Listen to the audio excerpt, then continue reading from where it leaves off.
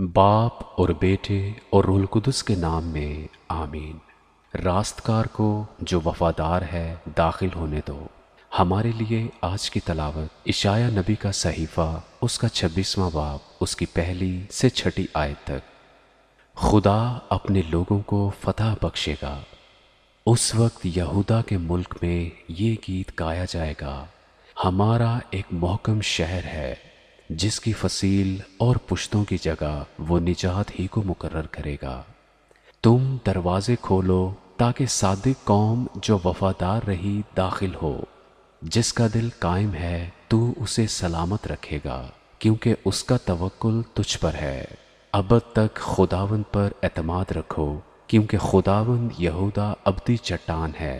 کیونکہ اس نے بلندی پر بسنے والوں کو نیچے اتارا، بلند شہر کو زیر کیا۔ اس نے اسے زیر کر کے خاک میں ملایا۔ وہ پاؤں تلے روندا جائے گا، ہاں مسکینوں کے پاؤں اور محتاجوں کے قدموں سے۔ پاکلام کے پڑھے اور سنے جانے پر خدا کی برکت ہو، خدا کا شکر ہو۔